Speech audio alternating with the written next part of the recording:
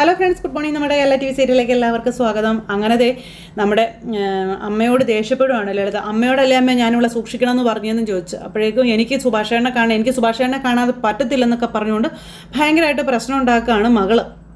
ഞാൻ സുഭാഷേട്ടനെ കാണാൻ പോവാം, ഞാൻ കാണാൻ പോകുമെന്നും പറഞ്ഞ്. അപ്പോൾ ബഹളം വെച്ച കൊല്ലുന്നില്ല ഞാൻ എന്നും പറഞ്ഞുകൊണ്ട് അമ്മ കിടന്ന് ഒച്ച വയ്ക്കുന്നു. നിനക്ക് ആ ദരിദ്രവാസിയെ കല്യാണം കഴിക്കണം അല്ലേടി എന്നൊക്കെ ചോദിച്ചു. അപ്പോൾ കൊള്ളാവുന്ന കുടുംബത്തിൽ നിന്ന് അന്തസ്സും അഭിമാനവും സമ്പത്തും ജോലിയും ശമ്പളവും ഒക്കെ ഉള്ളവരെ തന്നെ കണ്ടെത്തി തന്നപ്പോൾ നിനക്ക് അവനെ വേണ്ടല്ലേ എന്ന് ചോദിച്ചു ലളിത. ഓടിപ്പോയി ആ കൂലിപ്പണിക്കാരനെ കല്യാണം കഴിക്കണമെന്ന് നീ എൻ്റെ മുഖത്ത് നോക്കി പറഞ്ഞില്ലേടി എന്ന് ചോദിച്ചു. കൊല്ലുന്നില്ല ഞാൻ എന്നൊക്കെ പറയുമ്പോൾ എനിക്ക് കല്യാണം ഇഷ്ടമല്ല, നിങ്ങൾക്ക് എല്ലാവർക്കും അറിയാം, സുഭാഷേട്ടനെയാണ് ഇഷ്ടമെന്ന് നിങ്ങൾക്ക് അറിയില്ല എന്ന് സുനന്ദ ചോദിക്കുമ്പോൾ നിർത്തടി എന്ന് പറഞ്ഞു. അവളുടെ സുഭാഷേട്ടൻ വന്നേക്കുന്നു, അവൻ നിനക്ക് ആരുമല്ലെന്നും അവനെ എനിക്ക് ഇഷ്ടമല്ലെന്നും നിന്നോട് എത്ര തവണ ഞാൻ പറഞ്ഞിട്ടുണ്ടടി എന്ന് ചോദിച്ചു. നിങ്ങൾക്ക് ആരുമല്ലായിരിക്കാം, നിങ്ങൾക്ക് ഇഷ്ടമല്ലായിരിക്കാം, പക്ഷേ എനിക്ക് എല്ലാമാണെന്നും എനിക്ക് സുഭാഷേട്ടനെ ഇഷ്ടമാണെന്നും സുനന്ദ പറയണം. നിങ്ങൾ ഈ കുടുംബത്തെയും വിഷമിപ്പിക്കാതിരിക്കാനും തളർത്താതിരിക്കാനും വേണ്ടിയിട്ടാണ് ഞാൻ എൻ്റെ മനസ്സ് മാറ്റാൻ ഒരുപാട് ശ്രമിച്ചതാണെന്നും, പക്ഷേ എനിക്കത് മനസ്സിലായി.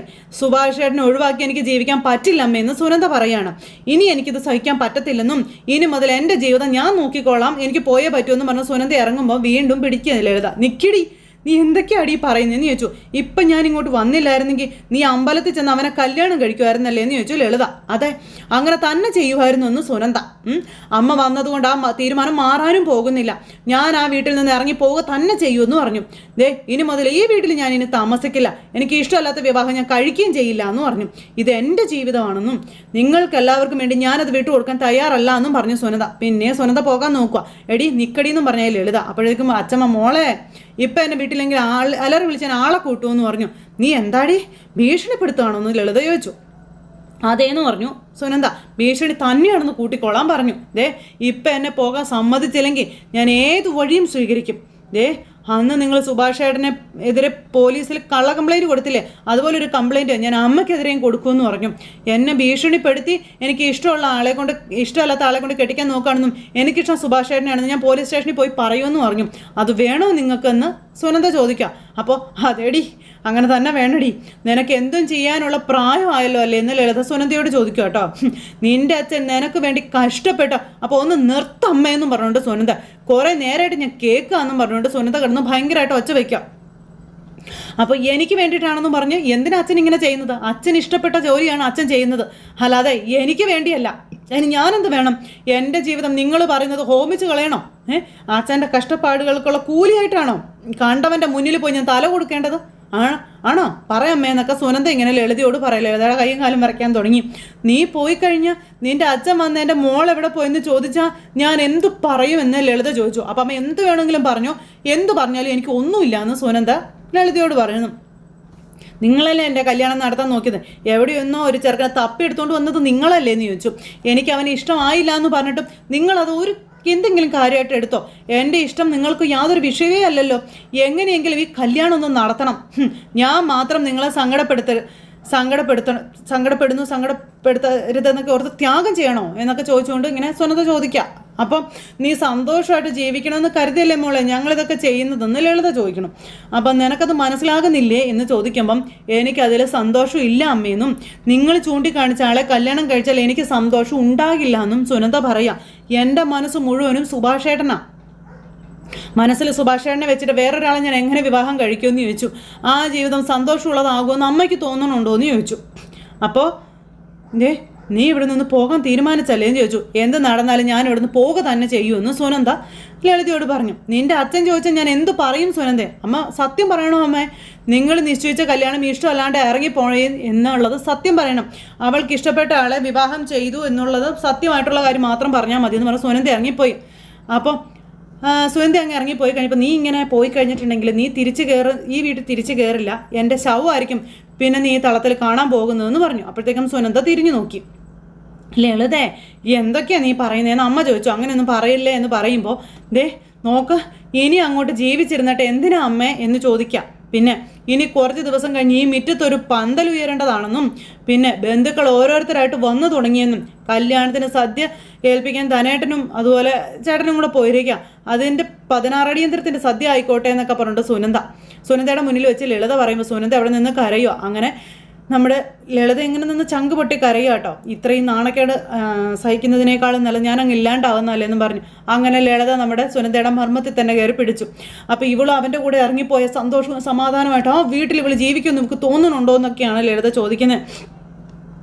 അങ്ങേരും ഇനി ജീവിക്കില്ല, ഞാനോ ഇവളോ ഇല്ലാത്ത ഈ വീട്ടിൽ അങ്ങേരും ജീവിക്കില്ല, അങ്ങേരും ജീവിതം സ്വയം അവസാനിപ്പിച്ചോളൂ എന്നൊക്കെ പറഞ്ഞ് ഇങ്ങനെ പറയുക. അപ്പോൾ അങ്ങനെയൊന്നും പറയല്ലേ മോളെ എന്നും പറഞ്ഞ ഈ അമ്മ ദേ എൻ്റെ കണ്ണടയുന്നത് വരെ അങ്ങനെയൊന്നും സംഭവിക്കാതിരിക്കട്ടെ എന്നും അച്ചമ്മ പറയുക. പിന്നെ ലളിത വന്ന് ഭയങ്കരമായിട്ട് ദേഷ്യപ്പെടുമല്ലോ സുനന്ദയോട്. പൊടി നീ പോയി അവൻ്റെ കൂടെ ജീവികടി ഇറങ്ങിപ്പോന്നും പറഞ്ഞു സുനന്ദയെ അവിടെ നിന്ന് പറഞ്ഞു വിടാൻ നോക്കുന്നു. ലളിത ഭയങ്കര കരച്ചില്ല.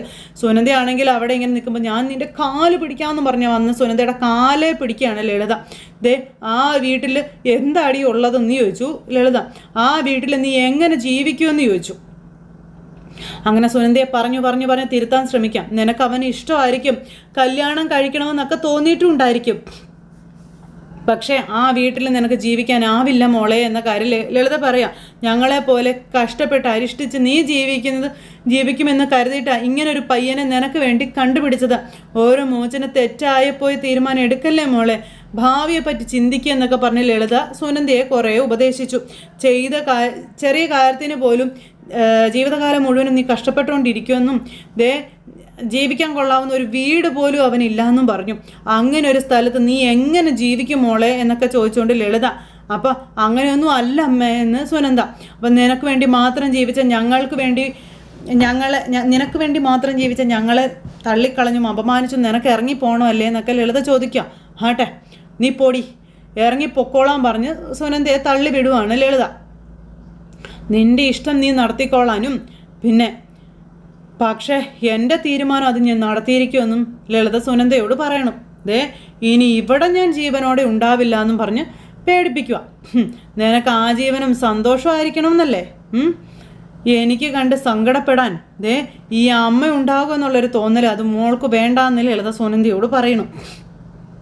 ഞാനില്ലാതായ നിനക്ക് കൂടുതൽ സന്തോഷിക്കാവല്ലോ എന്നും പറഞ്ഞു. ഞാൻ ഇപ്പം തന്നെ തീർന്നു തന്നേക്കാമെന്ന് പറഞ്ഞുകൊണ്ട് ലളിത മരിക്കാൻ പോകുന്നു നോക്കാം. അമ്മ തടഞ്ഞു. അപ്പോൾ ഇറങ്ങി പോകുന്നതിന് മുന്നേ തള്ളയുടെ ജീവൻ പോകുന്നത് അവൾ നേരിട്ട് കണ്ടിട്ട് പോട്ടെ എന്നും പറഞ്ഞായി പിന്നെ ലളിതയെ. ആ സമയത്ത് ദേ ഒരു കത്തിയെടുത്ത് കൈമുറിക്കാനായിട്ട് നോക്കുവാണ്. ഇനി എനിക്ക് ജീവിക്കണ്ട മോളെ എന്നും പറഞ്ഞ് ലളിത കൈമുറിക്കാൻ നോക്കും. അമ്മയെന്നും പറഞ്ഞുകൊണ്ട് സുനന്ദ ഓടി വന്നു. തൊട്ടു പോകരുതെന്ന് പറഞ്ഞു. എന്താ അമ്മ ഈ കാണിക്കുന്നതെന്ന് ചോദിച്ചു സുനന്ദ. അപ്പോൾ നീ എന്നെ വിട്ട് പോവല്ലേ എന്ന് ചോദിച്ചു ലളിത. ഇനി ഞാൻ എന്തിനു ജീവിക്കണം എന്ന് ലളിത സുനന്ദയോട് ചോദിച്ചു. വേണ്ടമ്മ എന്നും പറഞ്ഞു സുനന്ദ. അങ്ങനത്തെ പാവം സുനന്ദയുടെ തീരുമാനം അവർ മാറ്റിയെടുക്കുന്ന ആ ഒരു കണ്ടീഷനിൽ വരെ എത്തിച്ചു കാര്യങ്ങൾ. ഈ സമയത്ത് സുനന്ദ വരുന്നതും കാത്ത് നിധിയും സുധീഷും എല്ലാവരും ഇങ്ങനെ കാത്തു നിൽക്കും. അപ്പോൾ ടെൻഷൻ ആവേണ്ട, ആൾ വരുമെന്ന് സുധീഷ താലി പൂജിച്ച് കഴിഞ്ഞെന്നാണ് തോന്നുന്നതെന്നും പറഞ്ഞുകൊണ്ട് നമ്മുടെ നിധി അവിടെ നിന്ന് അങ്ങോട്ടേക്ക് ചെല്ലുന്നു. അപ്പോഴത്തേക്ക് അവിടുത്തെ ആ പൂജാരി ചെറുക്കനും പെണ്ണും എവിടെ എന്ന് ചോദിച്ചു. അപ്പോൾ പെണ്ണിപ്പോൾ എത്തുമെന്ന് പറഞ്ഞു. അങ്ങനെ നിങ്ങളുടെ ഇഷ്ടത്തിന് കാത്തു നിൽക്കാൻ പറ്റുമോ, അമ്പലത്തിലെ കാര്യങ്ങളല്ലേ എന്ന് പൂജാരി ഇവരോട് ചോദിച്ചു. അപ്പോൾ തിരുമേനി ക്ഷമിക്കണം, കുട്ടി എത്താൻ ഒരു 10 മിനിറ്റിൻ്റെ താമസമേ ഉള്ളൂ എന്നും ഇത് അങ്ങനെ ഒരു കല്യാണം ആയതുകൊണ്ടാണെന്ന് പറഞ്ഞു. അരമണിക്കൂർ കഴിഞ്ഞാൽ നട അടയ്ക്കും, പിന്നെ അത് നടക്കില്ല, പറഞ്ഞില്ല എന്ന് വേണ്ട കേട്ടോ എന്നും പറഞ്ഞുകൊണ്ട് തിരുമേനി അകത്തേക്ക് കയറിപ്പോയി കഴിഞ്ഞപ്പം ഇവരാകെ വെപ്രാളം കയറി ഇങ്ങനെ നിൽക്കും. ഇനി അവൾ വരില്ലേ എന്ന് ഓർത്ത്. ആ സമയത്ത് ഹരീഷ് വന്നിട്ട് എന്താ പ്രശ്നമെന്ന് ചോദിച്ചു. അപ്പോൾ ഫോൺ ചെയ്തപ്പോൾ പോലും 10 മണിക്ക് എത്തുമെന്ന് പറഞ്ഞതാ, അപ്പം നട അടയ്ക്കാറായിട്ടും കാണുന്നില്ലല്ലോ എന്ന് പറഞ്ഞു. അവസാന സമയമായപ്പം അവളുടെ മനസ്സ് മാറി കാണുമോ, അയ്യോ എന്നോട് അത്രയ്ക്ക് ഉറപ്പ് പറഞ്ഞതാണെന്ന് നിധി. അപ്പോൾ ഏട്ടത്തിയെ പറഞ്ഞിട്ട് കാര്യമൊന്നുമില്ല, സുനന്ദയെ കാണാൻ തുടങ്ങിയിട്ട് ഇത്രയല്ലേ ആയുള്ളൂ എന്ന് ചോദിച്ചു. ഞങ്ങളൊക്കെ ചെറുപ്പം തൊട്ടേ അവളെ കാണുന്നതല്ലേ, അവസാന നിമിഷം അവൾ പാലം വലിക്കും, അത് ഉറപ്പാണെന്ന കാര്യം ഹരീഷ് പറയും. അപ്പോൾ അതേ ഏട്ടത്തി സുനന്ദേച്ചി പണ്ടേ എല്ലാ കാര്യത്തിനും ഇങ്ങനെയാണെന്നും സുഭാഷ് ഏട്ടനെ വലിയ ഇഷ്ടമൊക്കെ തന്നെയാണ്, ഒരുമിച്ച് ജീവിക്കാൻ ഹെൽപ്പ് ചെയ്യണമെന്നൊക്കെ ഏട്ടത്തിയോട് പറഞ്ഞിട്ടും ഉണ്ടാവും. പക്ഷേ അമ്മായി ഒന്ന് തർപ്പിച്ച് നോക്കിയപ്പോൾ അവിടെ തന്നെ ഇരുന്നും കാണുമെന്നുള്ള കാര്യം പറയുവാണ് ഹരീഷൊക്കെ. അതും പറഞ്ഞിട്ട് അവരങ്ങോട്ടേക്ക് പോണു. പാവം സുഭാഷ് ഇങ്ങനെ ആടി അവിടെ ഇരിക്കുക. ഞാനൊന്നുകൂടെ വിളിച്ച് നോക്കട്ടെ എന്നും പറഞ്ഞുകൊണ്ട് ഇങ്ങനെ നമ്മുടെ നിധി ഫോൺ എടുത്ത് വിളിക്കുക. അപ്പോഴത്തേക്കും നിധിയുടെ കോള് വരുന്നു സുനന്ദയുടെ ഫോണിലേക്ക്. ഫോൺ അവിടെ ഇരിക്കും കേട്ടോ. ഈശ്വരാ, ആ സമയത്ത് ദേ നമ്മുടെ ലളിത ആ ഫോൺ കണ്ടത്. സുനന്ദ ഓടിയേറ്റ് വന്നപ്പോഴത്തേക്കും നിധിയുടെ കോള് കണ്ടു. അപ്പോൾ ടെൻഷൻ കൂടി സുനന്ദയ്ക്ക്. ലളിതയാണെങ്കിൽ സുനന്ദയെ തുറപ്പിച്ച് നോക്കി ഇങ്ങനെ ഇരിക്കുക. അതുങ്ങൾ അമ്പലത്തിൽ കിടന്ന് ഇങ്ങനെ ടെൻഷൻ അടിച്ചുകൊണ്ടിരിക്കുന്നു. അങ്ങനെ മൊത്തം ടെൻഷൻ. വിളിച്ചിട്ട് എടുക്കുന്നില്ല. അപ്പോൾ സുഭാഷേട്ടൻ അമ്പലത്തിൽ വന്ന് നിൽക്കുകയെന്ന് അറിയില്ല അവർക്കെന്ന് ചോദിച്ചു നികേഷ്. സുഭാഷേട്ടൻ വന്നിട്ടുണ്ടോയെന്ന് എന്നോട് ഇങ്ങോട്ട് ചോദിച്ചാൽ ഓന്ന് ഞാൻ പറയുകയും ചെയ്തതാണെന്ന് നിധി പറഞ്ഞു കേട്ടോ. അപ്പോൾ എന്നിട്ടും ഇങ്ങനെ ചെയ്തെങ്കിൽ അവളെ പിന്നെ എന്ത് വേണം ഏട്ടത്തി എന്ന് നികേഷ് ചോദിച്ചു. അപ്പോൾ എടാ ഒരു പക്ഷേ വീട്ടിൽ നിന്ന് അമ്മായി പോയിട്ടില്ലെങ്കിലോ എന്ന് സുധീഷ് ചോദിക്കുക. അവരുടെ മുന്നിൽ വെച്ച് ഇറങ്ങിയാൽ എന്താ ഉണ്ടാവുക എന്നറിയില്ലേ എന്ന് സുധീഷ് ചോദിക്കുക കേട്ടോ. വരണം എന്നുള്ളവർക്ക് എങ്ങനെയാണെങ്കിലും വരാം, നൈസായിട്ട് മുറ്റത്തിറങ്ങി കിട്ടണ വണ്ടി കയറി ഇങ്ങ് പോന്നാൽ പോരെ എന്നൊക്കെ നികേഷ് ചോദിച്ചു. അപ്പോൾ ആകെ ഇതായിപ്പോയി ഇവർക്ക്, ഭയങ്കര ടെൻഷൻ. സുഭാഷിന് മനസ്സിലായി അവൾ വരത്തില്ലാന്ന്. അങ്ങനെ ഭയങ്കരമായിട്ട് ടെൻഷൻ അടിച്ച് അങ്ങനെ ഇരിക്കുക. ഈ സമയത്ത് നമ്മുടെ സുനിതയുടെ ഫോൺ എടുത്ത് വലിച്ചെറിഞ്ഞു ലളിത. എന്നോട് അമ്പലത്തിൽ വെച്ച് തറുതല പറഞ്ഞ് വന്നപ്പോഴേ ഞാൻ ഓർപ്പിച്ചതാണ്, നിന്റെ ജീവിതം നശിപ്പിക്കാനായിട്ട് എവിടുന്നോ കയറി വന്ന നശൂല അവളെന്നും പറഞ്ഞ് നിധിയെ പഴി പറയുകയാണ്. സുനിത നേരെ ഫോണൊക്കെ എടുത്ത് ഇങ്ങനെ ശരിയാക്കിക്കൊണ്ടിരിക്കുക കേട്ടോ. അവളുടെ വാക്ക് കേട്ടാണല്ലേ നീ ഈ വീട് വിട്ട് പോവാനും ആ മെക്കാട് പണിക്കാരനെ കല്യാണം കഴിക്കാനും തീരുമാനിച്ചതെന്നൊക്കെ ഇങ്ങനെ സുനന്ദയോട് ചോദിക്കുക കേട്ടോ. അപ്പോൾ ഇതൊക്കെ കേട്ടിട്ട് കരഞ്ഞുകൊണ്ടിരിക്കുക. സുനന്ദ, 5 വർഷം മുമ്പ് നിന്റെ അച്ഛനൊരു അറ്റാക്ക് വന്നിരുന്നു, നിനക്ക് അറിയില്ലല്ലോ അത്, അറിയാവോ എന്ന് ചോദിച്ചു. സുനന്ദ അന്തം വിട്ട് ഇങ്ങനെ നോക്കുക കേട്ടോ. സുനന്ദ എന്നിട്ട് വിഷമിച്ചിരിക്കുമ്പം നിനക്കറിയില്ല, അതൊന്നും അറിയില്ല, ഇനിയുള്ള കാലം റെസ്റ്റ് എടുക്കാൻ അന്ന് ഡോക്ടർ പറഞ്ഞെന്നുള്ള കാര്യം ലളിത പറയാം. പക്ഷെ നിന്റെ അച്ഛൻ അതൊന്നും കേട്ടില്ല. ഞാനും ഗംഗാധരൻ മാമനും ഒക്കെ എത്ര പ്രാവശ്യം പറഞ്ഞതാണെന്ന് നിനക്കറിയാവോ എന്ന് ചോദിച്ചു. പക്ഷെ ആൾ ഗൾഫിലേക്ക് തന്നെയാണ് മടങ്ങിയത്. കാരണം എന്താ? നിനക്കൊരു ജീവിതം ഉണ്ടാക്കി തരാൻ വേണ്ടിയിട്ടാണെന്ന കാര്യം ലളിത പറയണു. അങ്ങേർക്ക് എന്ത് വന്നാലും പ്രശ്നമില്ല, നിന്റെ ജീവിതം നന്നായിരിക്കണമെന്ന് നീ അങ്ങേരെ ആഗ്രഹിച്ചിട്ടുള്ളൂ എന്ന കാര്യവും പറഞ്ഞു. എന്നിട്ടും ഞാൻ പറയുമ്പോൾ നിനക്കതൊക്കെ പുച്ഛമാണല്ലേ എന്നൊക്കെ ലളിത സുനന്ദയോട് ചോദിക്കുവാണ്.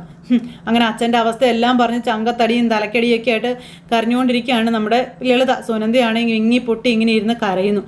അപ്പോൾ കൂടെ പെടുന്നവർക്ക് വീതം വെച്ച് പോകുമല്ലോ എന്ന് കരുതിയിട്ടാടി മറ്റൊരു കുഞ്ഞിനെ പറ്റി പോലും ഞങ്ങൾ ചിന്തിക്കാതിരുന്നതെന്ന കാര്യം പോലും ലളിത സുനന്ദയോട് പറയണു. നീയാ നിന്റെ ഇഷ്ടങ്ങൾ ഞങ്ങൾ മാനിച്ചില്ല എന്ന് പറഞ്ഞത് അല്ലേ എന്നൊക്കെ ലളിത ചോദിക്കുകയാണ്. സുനന്ദ നിന്ന് കരച്ചിൽ. മോളെ, നിന്റെ എല്ലാ ഇഷ്ടങ്ങളും ഞങ്ങൾ നടത്തി തന്നില്ലേ എന്ന് ചോദിച്ചു. പക്ഷെ നിന്റെ ഈ ഒരു ഇഷ്ടം അത് നിന്റെ നാശത്തിലേക്കുള്ളതാണ് മോളെ എന്ന് സുനന്ദയോട് ലളിത പറയണു. അതുകൊണ്ടാണ് നിന്നെ തടയുന്നതെന്നും നീ അത് മനസ്സിലാക്കാനും ജീവിച്ചിരിക്കുമ്പോൾ സ്വന്തം മക്കൾ നശിക്കുന്നത് കാണാൻ ഒരച്ഛനും അമ്മയും ആഗ്രഹിക്കില്ല മോളെയെന്നും പറഞ്ഞു. പിന്നെ നീ അത് മനസ്സിലാക്കുന്നൊരു സമയം പിന്നീടാ വരാൻ പോകുന്നതെന്നൊക്കെ ഇങ്ങനെ പറയുക.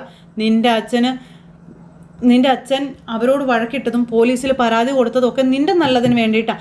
അങ്ങനെയെങ്കിലും ആ ശല്യം ഒഴിഞ്ഞു പോകട്ടെ എന്ന് കരുതിയിട്ടാണെന്നും ലളിത സുനന്ദയോട് പറയുന്നു. ഇതൊക്കെ കേട്ട് ഭയങ്കര കരച്ചിലാ അച്ഛമ്മയും. അപ്പോഴാ നീ അച്ഛനെ അപമാനിച്ചതും ഒറ്റ കൊടുത്തതും എന്നുള്ള കാര്യവും ലളിത പറയണം. എന്നിട്ട് നിന്നെ ഒരു ചീത്ത പോലും പറയാതെ ആ മനുഷ്യനെ എൻ്റെ മുന്നിലിരുന്ന് പൊട്ടിക്കരഞ്ഞിട്ടുണ്ടെന്ന് ലളിത പറയണം. ഇതെല്ലാം സുനന്ദയ്ക്ക് അറിയാത്ത കാര്യങ്ങളാണല്ലോ. സുനന്ദ ഇതെല്ലാം കരഞ്ഞുകൊണ്ട് കേട്ടോണ്ടിരിക്കുക. അങ്ങനത്തെ അങ്ങോട്ടും ഇങ്ങോട്ടും കഴിഞ്ഞ കഥകളെല്ലാം ഇരുന്ന് പറയുക. വെള്ളിയാഴ്ച രാത്രികളിൽ ചിലപ്പോൾ നേരം വൈകിയായിരിക്കും വിളിക്കുക. അപ്പോഴൊക്കെ നീ ഉറങ്ങിയിട്ടുണ്ടാകുമെന്നും ഉറങ്ങിക്കിടക്കുന്ന നിന്നെ വീഡിയോ കോളിൽ കാണാനേ അച്ഛൻ ഫോൺ കട്ട് ചെയ്യില്ല എന്നും പറഞ്ഞു. ആ അച്ഛൻ്റെ ഇഷ്ടത്തിന് നീ ഇന്ന് വിലയിട്ടിടി എന്നൊക്കെ പറഞ്ഞാൽ സുനന്ദയെ ഇങ്ങനെ ബ്ലാക്ക്മെയിൽ ചെയ്യുന്നത്. അപ്പം നിനക്ക് വേണ്ടി കഷ്ടപ്പെട്ടത് എന്തിനാണെന്ന് നീ ചോദിച്ചത് എന്നൊക്കെ പറഞ്ഞാണ് അദ്ദേഹത്തെപ്പറ്റി പറയുന്നത്. അങ്ങനെ ലളിത ഇങ്ങനെ ഓരോന്നും സുനന്ദയോട് പറഞ്ഞ് ഇങ്ങനെ കരഞ്ഞുകൊണ്ടിരിക്കുന്നു. അപ്പോൾ നീ ആ മനുഷ്യനെ വേദനിപ്പിച്ച ചത്താലും ആ മനുഷ്യൻ്റെ ആത്മാവ് പോലും നിന്നോട് പൊറുക്കില്ല എന്നൊക്കെ പറഞ്ഞ് ഭയങ്കര ഇത്. അപ്പോഴേക്കും പിന്നെ അമ്പലത്തിലിരിക്കുന്നവരെയാണ് കാണിക്കുന്നത്. അപ്പോൾ വിളിച്ചു നോക്കുക എന്ന് പറഞ്ഞുകൊണ്ട് സുധീഷ് വന്ന് സുഭാഷിൻ്റെ അടുത്തിരുന്നു. ഇനിയിപ്പോൾ അവരും തെറ്റ് ചെയ്തിട്ടില്ല, ഇവരും തെറ്റ് ചെയ്തിട്ടില്ല. സാഹചര്യത്തിൻ്റെ സമ്മർദ്ദത്തിൽ ഇവരെല്ലാവരും കിടന്നു വട്ടം കറങ്ങിക്കൊണ്ടിരിക്കുക. അപ്പം നിധി വന്നപ്പം എടുത്തില്ലേന്ന് ചോദിച്ചപ്പോൾ നോട്ട് റീച്ചബിൾ ആണെന്ന് പറഞ്ഞു. സുഭാഷ് ഇങ്ങനെ ആകെ തകർന്നിരിക്കുക കേട്ടോ. വെറുതെ വേഷം കെട്ടി വന്നതാണെന്ന് സുഭാഷിന് മനസ്സിലായി. അപ്പം നിധി വന്ന് സുഭാഷിൻ്റെ മുന്നിൽ സോറി സുഭാഷ് ഏട്ടാന്ന് പറഞ്ഞു. അപ്പോൾ സുഭാഷ് ഇങ്ങനെ നിധിയെ നോക്കുക. ഇന്നലെ എന്നോട് അത്രയും ഉറപ്പായിട്ട് പറഞ്ഞതാ അവള്, എന്തെങ്കിലും ഹെൽപ്പ് ചെയ്യാമോ എന്നോട് ചോദിച്ചിട്ട് ഞാൻ ഇതൊക്കെ പ്ലാൻ ചെയ്തതെന്നുള്ള കാര്യവും നിധി സുഭാഷിനോട് പറയുന്നു. പിന്നെ ആ ഒരു വാക്ക് വിശ്വസിച്ചിട്ടാ ഞാൻ നിങ്ങളോടൊക്കെ എന്നും പറഞ്ഞുകൊണ്ട് നിധി ഇങ്ങനെ സുഭാഷിനോട് പറയുമ്പോൾ സുഭാഷിന് പ്രത്യേകിച്ച് ഒരു വികാരം ഇല്ലാത്ത പോലെ ഇരിക്കുക. സോറി സുഭാഷ് ഏട്ടാ, എന്നോട് ക്ഷമിക്കുക സുഭാഷ് ഏട്ടാ, വരില്ല എന്ന് പറഞ്ഞിട്ട് ഞാനാ സുഭാഷ് ഏട്ടനെ നിർബന്ധിച്ച് വിളിച്ചുകൊണ്ട് വന്നതെന്നൊക്കെ സുഭാഷിനോട് നിധി ഇങ്ങനെ പറയുവാണേ. കുറച്ച് നേരത്തെ കൂടി വിളിച്ചപ്പോൾ വരാമെന്ന് എന്നോട് പറഞ്ഞതാണെന്നും നിധി പറയുവാണ്. അതിനുശേഷം ഉണ്ടായതെന്ന് എനിക്ക് അറിയില്ല എന്നും പറഞ്ഞു. അങ്ങനെ സുഭാഷ് തകർന്നിരിക്കുകയാണെന്നവർക്ക് എല്ലാവർക്കും മനസ്സിലായി. നിധി കരഞ്ഞുകൊണ്ട് സോറി എന്നും പറഞ്ഞുകൊണ്ട് സുഭാഷിന് മുന്നിൽ നിന്ന് കരയാം. അപ്പോൾ ആരുമായിട്ട് കല്യാണം നടക്കണമെന്ന് നമ്മളല്ലല്ലോ മോളെ നിശ്ചയിക്കുന്നത്, അതൊക്കെ ഭഗവാന്റെ തീരുമാനമാണെന്ന് സുഭാഷ് പറയുന്നു. ഈ കാര്യത്തിൽ ഈശ്വര തീരുമാനത്തിനെതിരായിട്ടായിരിക്കും നമ്മൾ തീരുമാനിച്ചതും ഉറപ്പിച്ചതും ഒക്കെ എന്ന കാര്യം സുഭാഷ് ഇങ്ങനെ നിധിയോട് പറയുന്നു. അപ്പോൾ എനിക്കതിൽ വിഷമമൊന്നുമില്ല, വിഷമിക്കേണ്ട ആവശ്യവും ഇല്ല. പക്ഷെ അനിയന്മാർക്കറിയാം ചേട്ടൻ നല്ല സങ്കടമായിട്ടുണ്ടെന്ന്.